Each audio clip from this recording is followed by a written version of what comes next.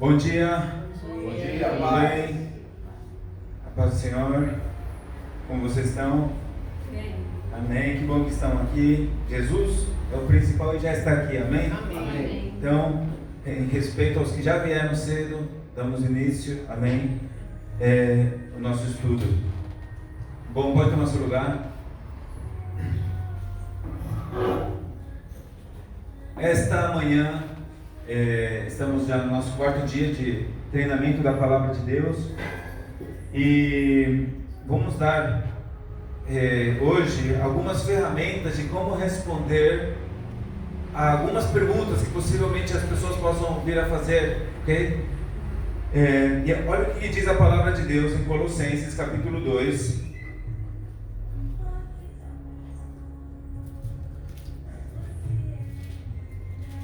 Colossenses capítulo 2, versículos 4 ao 6. E isto digo para que ninguém os engane com palavras persuasivas, porque ainda que esteja ausente no corpo, não obstante, em espírito estou convosco, me alegrando e olhando o vosso... só deixa eu confirmar aqui a passagem. É o capítulo 4, capítulo 4, versículo 2 em diante, ao 6. Capítulo 4, versículo 2 ao 6. Diz assim: perseverai em oração, velando nela com ações de graças, orando também ao mesmo tempo por nós, para que o Senhor nos abra a porta para a palavra, a fim de dar a conhecer o mistério de Cristo, pelo qual também estou preso, para que o manifeste como devo falar. Andai sabiamente para com os de fora, remindo o tempo. Seja a vossa palavra sempre com graça, temperada com sal, para que saibais como deveis responder a cada um. Olha que forte. Essa palavra que nos mostra como o apóstolo Paulo, ele pedia oração. Você percebe ali que ele diz: perseverai na oração, no verso 2. Ele fala da importância da ação de graças, A ação de graças tem que ser algo presente na nossa vida diariamente. Todos os dias devemos dizer, obrigado, Senhor, pela salvação. Obrigado, Senhor, por poder falar com você. É um privilégio que nós temos de poder realmente conhecer as coisas espirituais. Amém? E devemos agradecer ao Senhor. E ele diz: orando também ao mesmo tempo por nós. Está vendo como ele pede oração para ele? E ele diz: para que o Senhor nos abra a porta para a palavra. Ou seja, orem por mim, eu vou a tal lugar, mas para que Deus abra a porta. E é Deus que abre a porta. Por quê? Porque Ele é o dono da obra. Ele é o dono da obra, tudo pertence a Ele. Ele toca os corações, Ele vai abrindo as portas. Amém? E aqui diz: a fim de dar a conhecer o mistério de Cristo. Qual era o intuito? Qual era o propósito? Falar de Cristo, do mistério de Cristo. Cristo em nós é esperança de glória. Amém? É o mistério de Cristo. Esse era o mistério que estava oculto durante séculos, mas agora foi revelado. E aqui diz o seguinte: pelo qual estou também preso, para que o manifeste como devo falar. Você está vendo que não é falar de qualquer forma, é manifestá-lo como tem que ser falado, como devo falar. Existe uma forma que é devida que nós o manifestemos. Verso 5: andai sabiamente para com os de fora, remindo o tempo. Amados, nós devemos saber administrar o nosso tempo. Às vezes a gente passa tanto tempo sem viver com prioridades, sem viver com valores, e nós devemos ter prioridades. E uma prioridade tem que ser a leitura da Bíblia. Outra prioridade tem que ser a vida de oração. Tem que ser prioridade para nós. Administrando bem o tempo, andar como sábios com os de fora, com sabedoria. A Bíblia diz: se alguém tem falta de sabedoria, peça a Deus, que a todos dá, e não lhe será jogado em rosto. Peça, porém, com fé. Todos os dias eu peço a Deus: dá-me sabedoria, Senhor. Me ajuda a tomar as decisões certas. Me ajuda, Senhor, a fazer o que o Senhor quer que eu faça. Me dá sabedoria. Me ajuda, Senhor, a fazer, E devemos pedir ao Senhor diariamente sabedoria. E aqui diz, remindo o tempo. Amados, devemos nós remir o tempo. O que é remir o tempo? Remir, amados, essa palavra remir era como comprar um escravo que estava ali preso no mercado. Então o tempo nosso, agora a gente pega ele e fala para ele: o tempo não vai andar solto por aí não, fazendo qualquer coisa, eu vou administrar bem esse tempo. Amém. Né? E realmente devemos administrar, ler bons livros cristãos. Eu leio muitos livros cristãos, me edificam muito, mas sobretudo eu não posso descuidar da leitura da Bíblia, porque nenhum livro cristão se compara com a leitura da Bíblia, porque a Bíblia é a fonte dos livros que são escritos. Então, se você lê a palavra, medita na palavra, é algo maravilhoso, que realmente tem que ser essa prioridade, mas também não descuide de ler bons livros cristãos, porque são experiências de homens que realmente vão nos edificar também. Amém? Bom, aqui diz, verso 6, seja a vossa palavra sempre com graça. E essa graça, amados, no nosso falar, né? Vem quando nós, como diz Tiago, né? Humilhai-vos diante do Senhor e Ele vos exaltará. Deus resiste ao soberbo, mas dá graça ao humilde. Então, quando nós em humildade nos humilhamos diante de Deus, reconhecendo a nossa dependência do Senhor, o Senhor vai dando graça, graça, graça. E a graça é algo que tem um alcance tão grande, né? Sabemos que por graça, Efésios 2, 8 e 9 diz a Bíblia, sois salvos por meio da fé. Isso não vem de vós, é dom de Deus, não por obras para que ninguém se glorie. Ou seja, a graça significa, é bem conhecido, né? A graça significa receber algo que não merecíamos. Isso significa graça. E a Bíblia diz em Hebreus 4, verso 16, que você encontra graça, sabe aonde? Na presença de Deus. A Bíblia diz, aproximemo-nos confiadamente ao trono da graça, para achar graça e socorro e misericórdia para o tempo oportuno.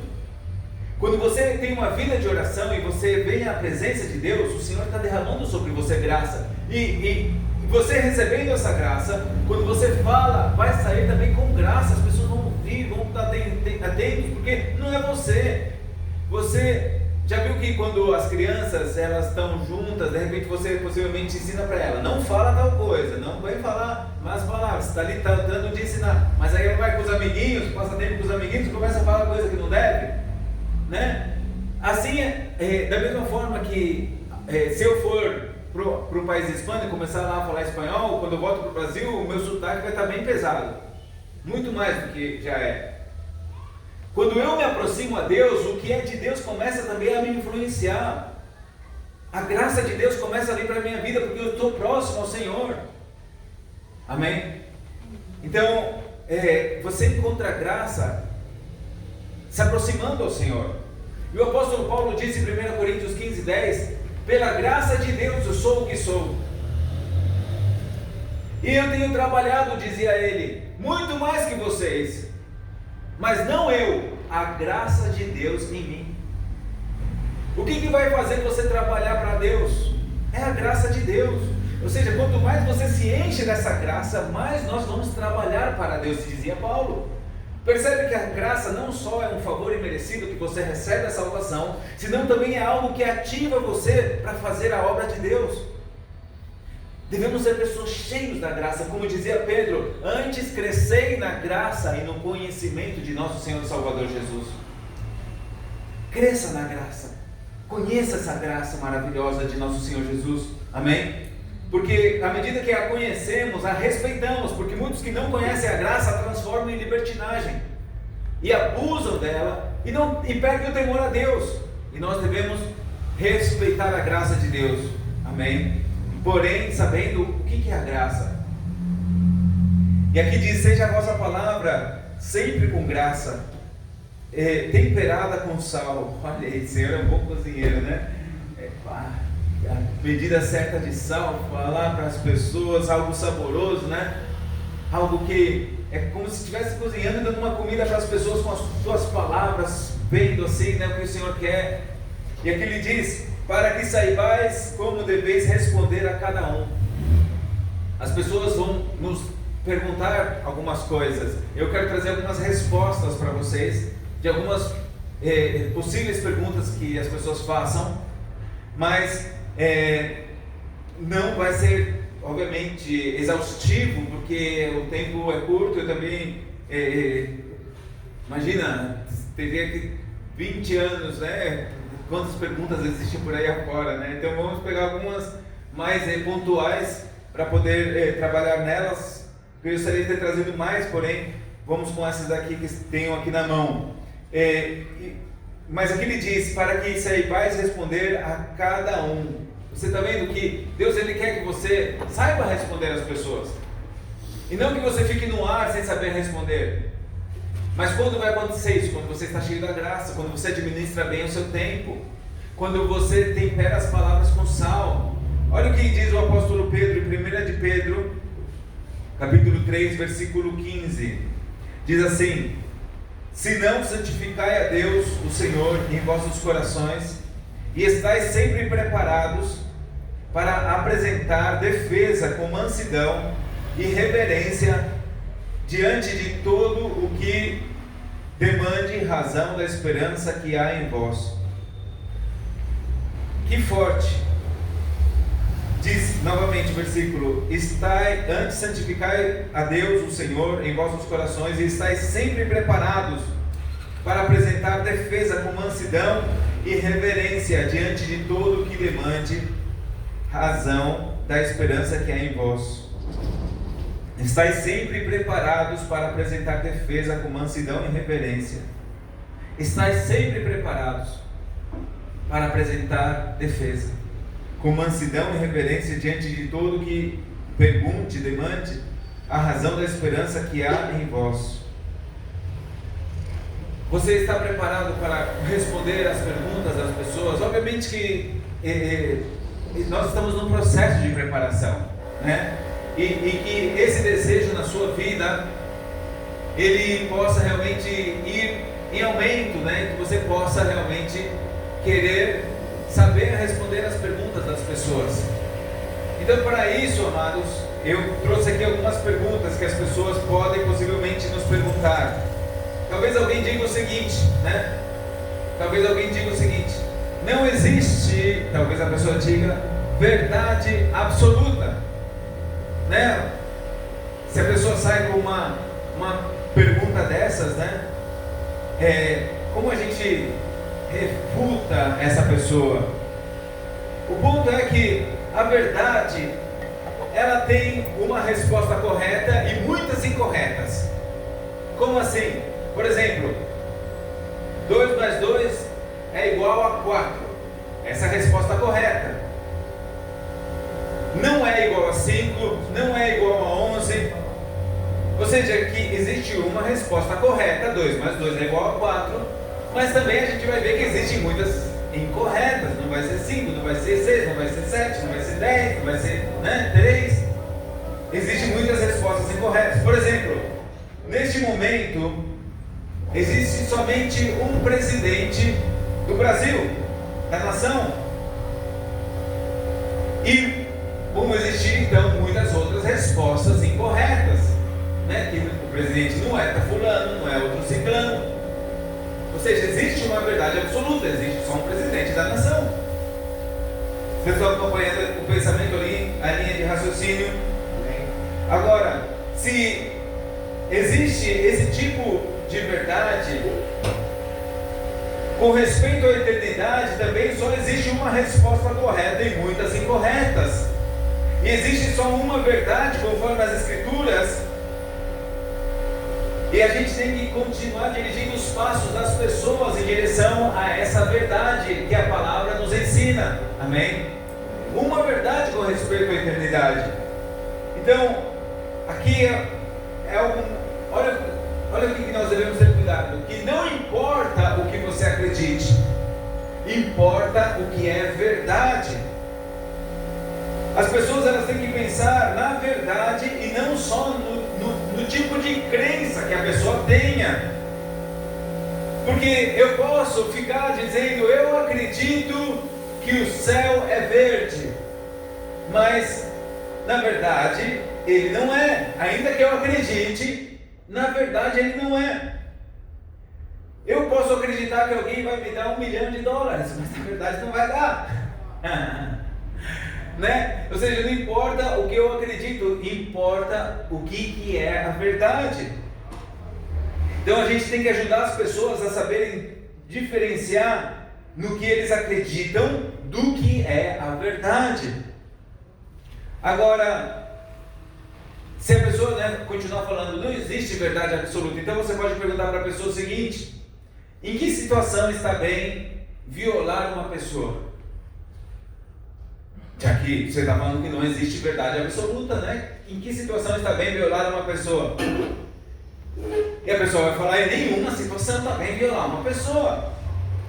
Então, já que essa ação de violar uma pessoa, ela está mal diante dos olhos de todas as pessoas, se a gente afirmar que é ruim violar, isso é uma verdade absoluta. E se existe uma verdade absoluta para essa área, existem verdades absolutas para outras áreas também. Amém? Pode existir outra verdade absoluta para outra área, mostrando que realmente é ruim fazer certas situações, certas coisas. Agora, a pessoa pode perguntar também, né? Você pode comprovar que Deus existe? Né? Se a pessoa te perguntar isso, a gente tem que entender que na nossa vida, a maioria dos atos que nós realizamos, eles exigem certa quantidade de fé. Você teve fé que ao sentar nessa cadeira, a cadeira não ia quebrar, né? Você teve fé que quando você pegou o ônibus e pagou o ônibus para vir para cá, o motorista ia dirigir certinho, ia te trazer ao teu destino, né? Você teve fé que ao atravessar a rua, o carro não ia te atropelar.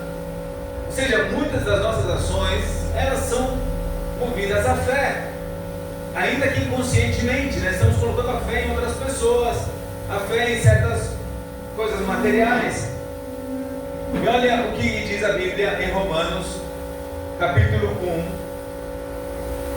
1, versículo 19.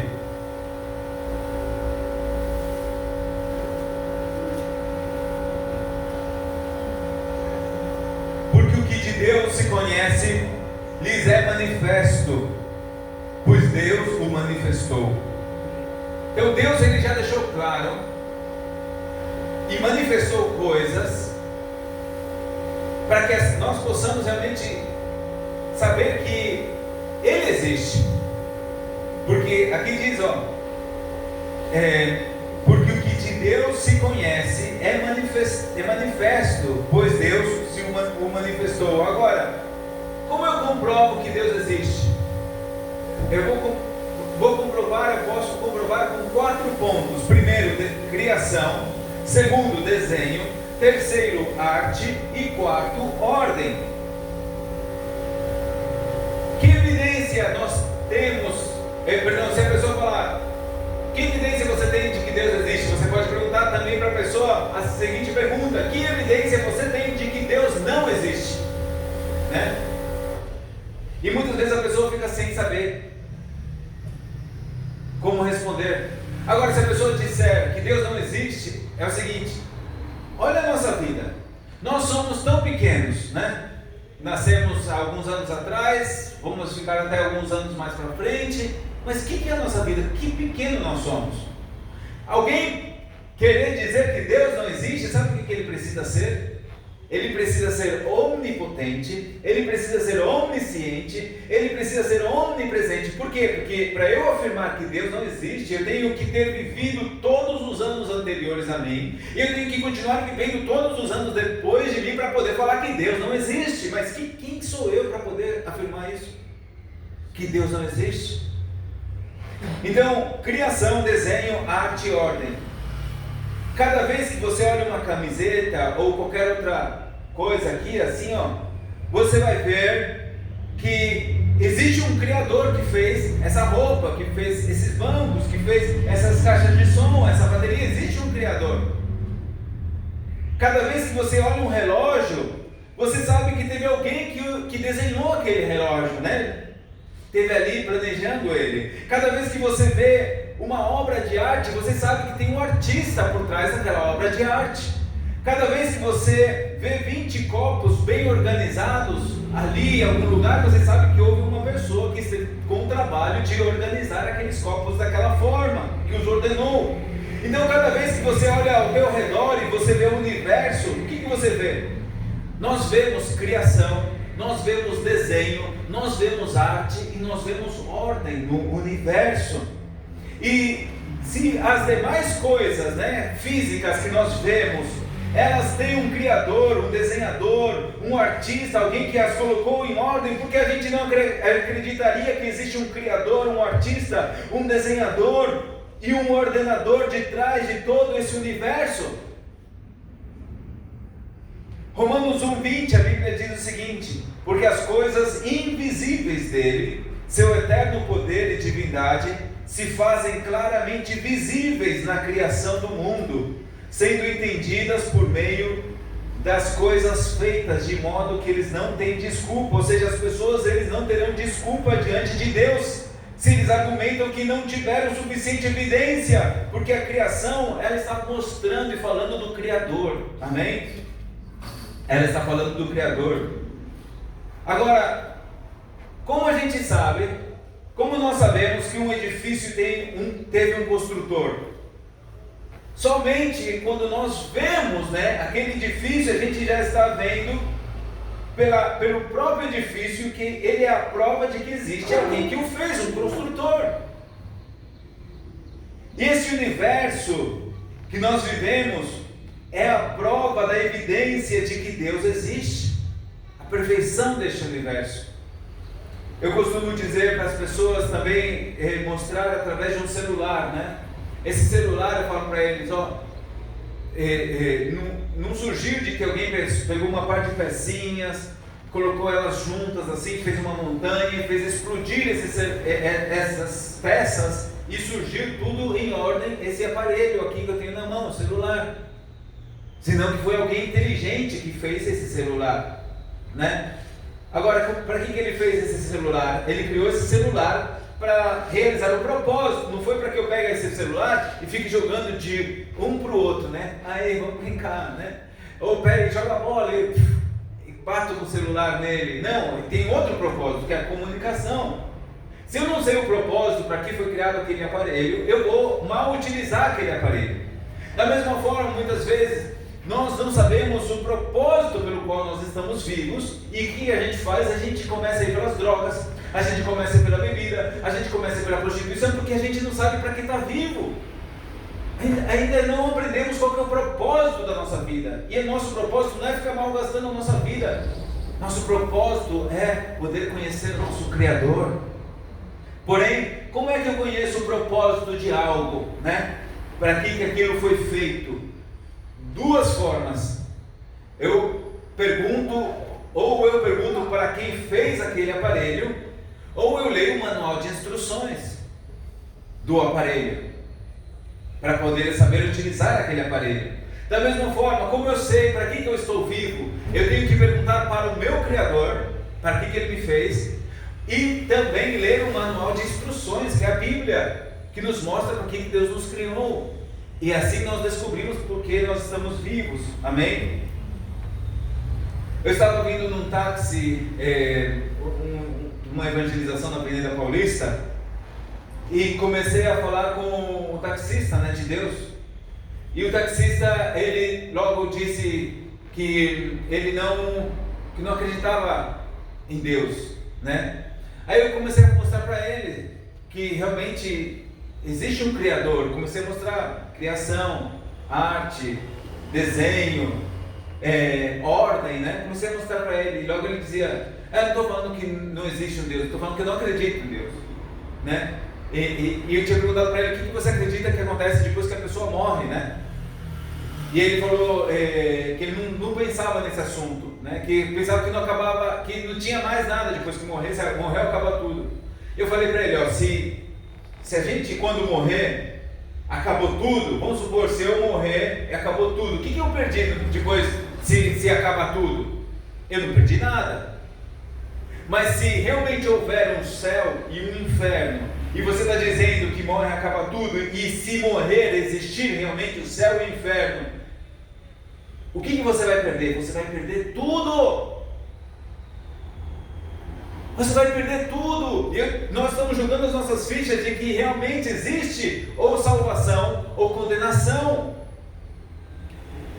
E estamos mostrando para as pessoas como poder obter a salvação. Amém? Agora, como você sabe que a Bíblia é verdade, né? Vocês lembram o que Pilatos perguntou para Jesus em João 18, verso 38? Pilatos pergunta para Jesus, ele disse, Pilato, o que é a verdade? Né? Pilato, ele tinha essa curiosidade. Como a gente sabe que a Bíblia é verdade? Olha o que Jesus disse em João 17:17. Santifica-os na tua verdade, a tua palavra é verdade. Porém, a pessoa pode dizer que nós caímos em um raciocínio circular, afirmando somente com essa passagem bíblica de que a Bíblia é verdade. Então, como ter provas externas, evidências externas de que a palavra de Deus é a verdade?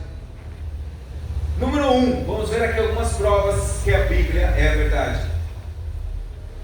Espera aí.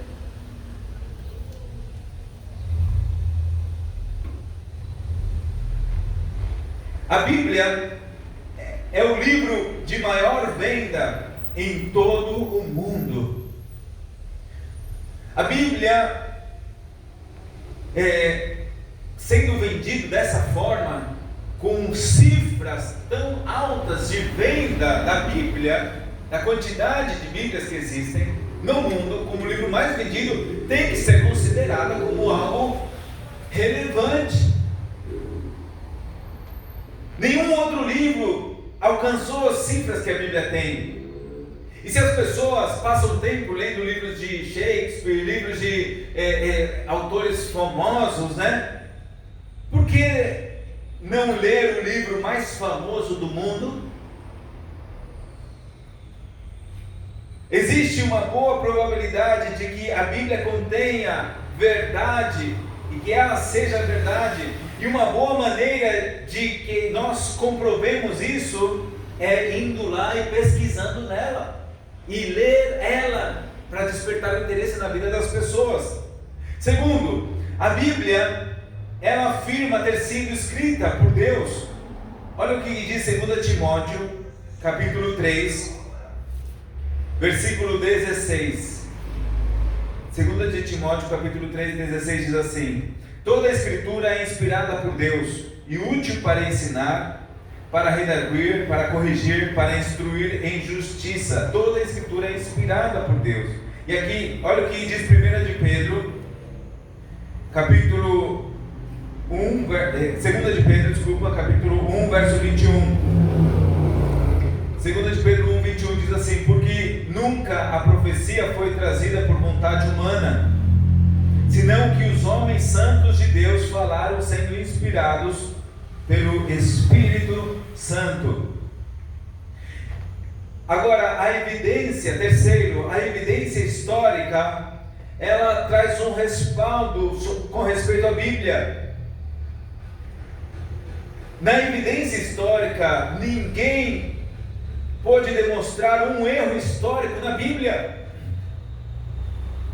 Existem alguns livros interessantes que você pode estar buscando, que vai ajudar você a ver melhor ainda a veracidade da palavra de Deus, que é Evidências que Exigem um Veredito, de Josh McDowell, e também O Caso de Cristo, de Lee Strobel.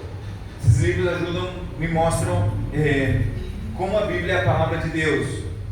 Agora, número 4, a evidência arqueológica, ela traz respaldo com respeito à Bíblia.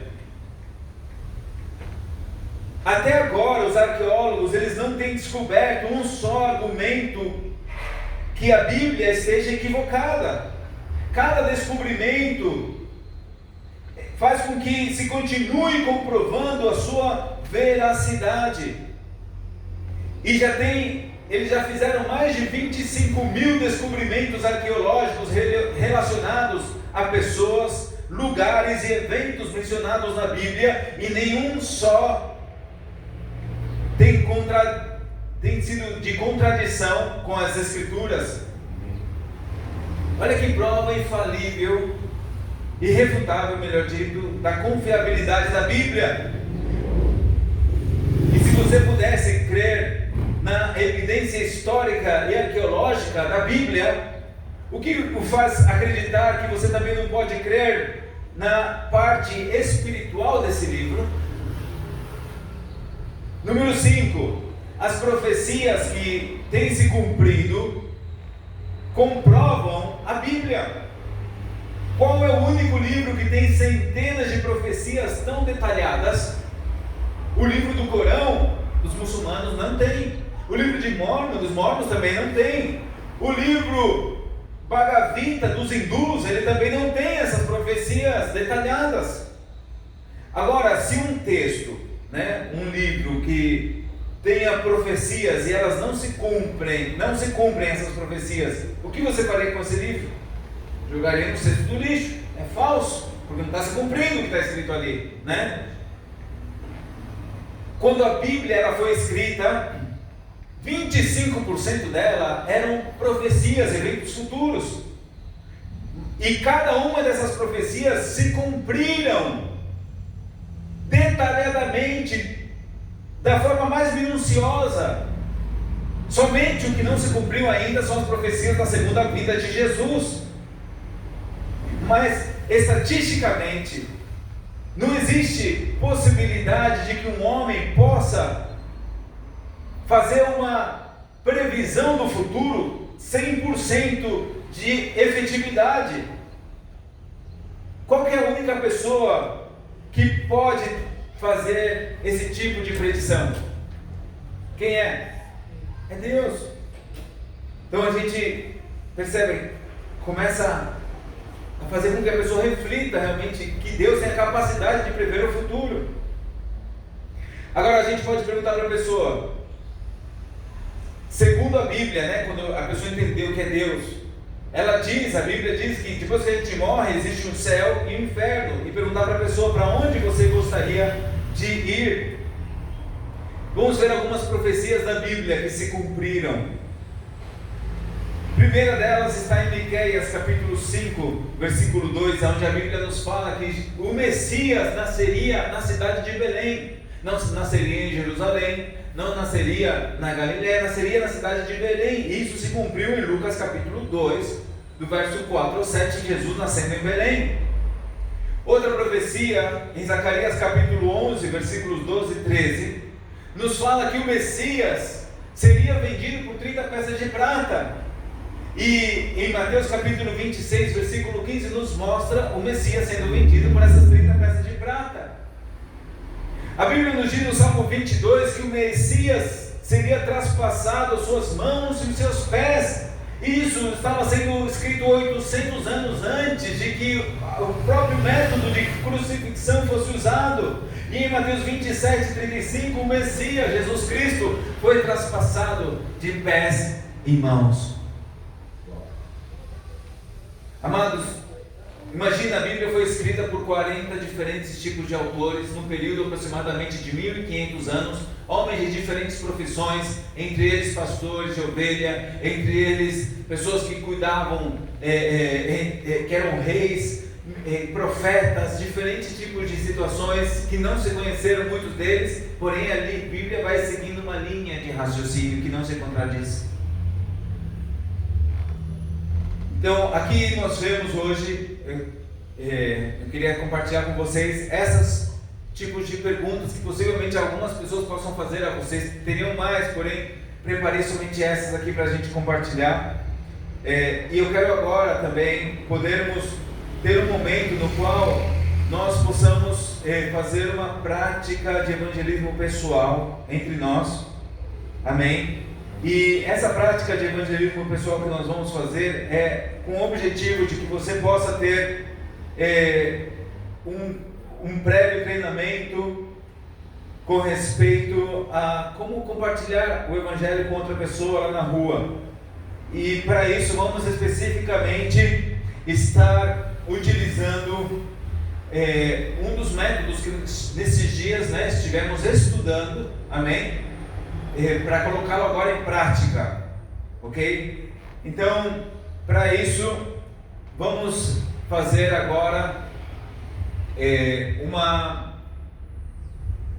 vamos colocar assim, ó, vocês 3 mulheres, ok? E vocês 2 lá, homens, amém? E um vai ser o evangelista e o outro vai ser o evangelizado, tá bom? Então, nós vamos mostrar o caminho de que você vai fazer para poder compartilhar a palavra de Deus. Por quê? Porque o meu objetivo é que você tenha uma ferramenta que depois você possa usar lá fora. Não só uma informação vaga, de muita informação, e depois você não sabe usar essa informação. Amém? Senão que você possa ter uma ferramenta já engatilhada para depois você poder ir multiplicando ela. Obviamente que daí, através dessa ferramenta, o Espírito Santo vai te guiar e vai te dar mais ferramentas e mais estratégias. Porém, devemos começar por algo. Amém? Então, no evangelizador, mas aqui já aprendi todo, porque depois você vai praticar um com o outro, depois o outro com o outro. Amém? Então, o evangelizador, ele vai se aproximar da pessoa imaginando com um folhetinho, tá bom? Imaginário, e vai perguntar para a pessoa o seguinte: oi, boa tarde, desculpa, você tem um desse já? Né? Aí você pergunta para a pessoa: você tem um desse? E a pessoa que vai estar ouvindo vai dizer: não. E aí você entrega o folhetinho, né, para a pessoa e você fala assim: posso fazer uma pergunta? Você se considera uma boa pessoa? Né? É uma pergunta que as pessoas gostam de falar dela. O próprio versículo de Provérbios lembra que diz que as pessoas gostam de proclamar a sua bondade, né? Você está ali perguntando para a pessoa e a pessoa vai falar: sim, sempre considera. A maioria das pessoas, né? Algum pode ser que seja bem sincerão e reconheça seus erros. Não sou bom não. E aí, então, você fala para a pessoa: olha, existe uma maneira na qual nós podemos saber que é um estandarte, é uma maneira de ver se realmente você é bom ou não. Você gostaria de conhecer se você é bom ou não? E a pessoa possivelmente diga: tá bom. Ele é baseado nos 10 mandamentos. Você já ouviu falar dos 10 mandamentos? Você conhece os 10 mandamentos? Alguns vão dizer talvez que é o caso da novela, né? Da novela, porque só conhece os 10 mandamentos da novela, mas nunca viu na Bíblia, né? Peraí, estou falando da novela, estou falando da Bíblia, né? E a pessoa, então, se a pessoa disser: sim, eu conheço eles, posso fazer então um teste baseado nesses mandamentos com você? Tá bom. Aí você pergunta para a pessoa: um dos mandamentos fala com respeito a não mentir, é o mandamento número 9. Você já proferiu mentiras na sua vida? E se a pessoa falar que não, já está mentindo, né? Mentiroso nada. Você já fez alguma mentira na sua vida? E a pessoa vai dizer: sim, muitas. E como você chama alguém que profere mentiras? Um mentiroso. Ok? E aí você vai para outra. Mandamento número 8 fala para não roubar. Você já pegou alguma coisa na sua vida que não te pertencia? Pode ser de pequeno valor, e você se apropriou dela, talvez quando você era pequeno ou mesmo adulto. A pessoa vai dizer: sim. Como você chama alguém que pega algo que não lhe pertence? Ladrão, né? Outro mandamento é não cobiçar, né? Mandamento número 7. E não adulterar, que é o mandamento que também está ali, né? De não adulterar. E a pessoa, você pode perguntar: Jesus disse: quem olhar para uma mulher com intenção de cobiçá-la e vice-versa, já adulterou com ela. Você já fez isso? E a pessoa, né, se é sincera, vai reconhecer: sim, eu já fiz isso. Então, a Bíblia está chamando você de adúltero, né? Está mostrando que nós somos pecaminosos. Olha, a gente está mostrando a lei, né? Os 10 mandamentos para a pessoa. Com que intuito? Como dizia Gálatas, Paulo dizia que a lei serve como um aio, como um condutor que nos leva a Cristo. Então, A pessoa só vai ver a necessidade do Salvador quando ela entende a sua pecaminosidade, que está violando a lei de Deus. O que é o pecado? O pecado significa não dar no alvo, né? Suponhamos que eu tenho um alvo, eu tenho um arco e flecha, e meu objetivo é dar a flechada no alvo, né? Então, quando eu pego essa flecha e eu jogo e ela não bate bem no centro, e eu estou errando. É isso o pecado. Deus diz: não rouba, eu estou roubando. Honra teu pai e tua mãe, eu desonro. Não minta, estou mentindo, estou dando fora do alvo, né? O pecado é não dar no alvo. E, bom, poderíamos seguir com outros mandamentos, né? Por exemplo, a Bíblia fala um dos mandamentos fala com respeito a não tomar o nome de Deus em vão. Você já tomou o nome de Deus em vão? Como que é isso? O nome de Deus em vão significa quando você fala, eu juro por Deus, né? E você está mentindo, você sabe que não está falando a verdade. É tomar o nome de Deus em vão. Ou essa própria palavra, juro por Deus, já é algo que é tomar o nome de Deus em vão, porque Jesus falou, seja o teu sim, sim, não, não, né? Não precisa tomar o nome de Deus para falar que é verdade. Tua palavra tem que ser tão forte, quando você fala sim, eu vou chegar em tal horário, eu vou para tal lugar, é sim, e a gente cumpre. Amém. Né? E falar não, não é para pegar, é não mesmo. A nossa palavra tem que ser assim. Só estou dando aqui ferramentas para vocês, obviamente depois você pode ir lá enxugar, né? Não necessariamente falar como eu estou falando tudo assim, né? Mas para você ter mais ferramentas. E agora, também usar o nome de Deus em vão significa quando acontece algo que te assusta, você fala, ai Jesus Cristo, né? E é como se você falasse, querer falar um palavrão, porém você usou o nome de Jesus ali, né? Para aquela situação, né? É tomar o nome de Deus em vão. E a Bíblia diz em Êxodo 20, verso 7, que Deus não tomará por inocente quem toma seu nome em vão. Agora, a Bíblia fala, né? Outro mandamento, não assassinar, não matarás, né? Você já matou alguém? A pessoa vai falar possivelmente não, talvez alguém diga sim, mas Jesus disse em Mateus 5 que quem ficar nervoso com o seu irmão já matou, já assassinou. Então a pessoa perceba, por tuas próprias palavras, você é assassino, blasfemo, adúltero, mentiroso, ladrão. Eu coloquei 5. No dia do juízo, se você fosse julgado por esse standard, você seria salvo ou condenado? Condenado. Você teria como resultado dessa condenação o céu ou o inferno? O inferno. Isso te preocupa? Bastante. Agora, se você soubesse, e se viesse alguém e pagasse por esses castigos que você merecia no teu lugar, seria uma boa notícia? O que é boa notícia? Evangelho. Se você soubesse que alguém veio e sofreu esse castigo no teu lugar, seria uma boa notícia? Opa, claro que sim. Imagina eu evitar de ir lá para uma condenação. E foi isso mesmo que Jesus Cristo veio fazer por você e por mim. Ele morreu na cruz do Calvário em nosso lugar, sofrendo o nosso castigo, sofrendo a morte que nós merecíamos. A Bíblia diz em Mateus 5,8, Romanos 5,8, que Deus prova seu amor para conosco, em que Jesus morreu por nós, sendo nós ainda pecadores. Deus prova o seu amor para conosco. Olha como nós comprovamos que Deus nos ama, que Jesus morreu por nós, sendo nós ainda pecadores.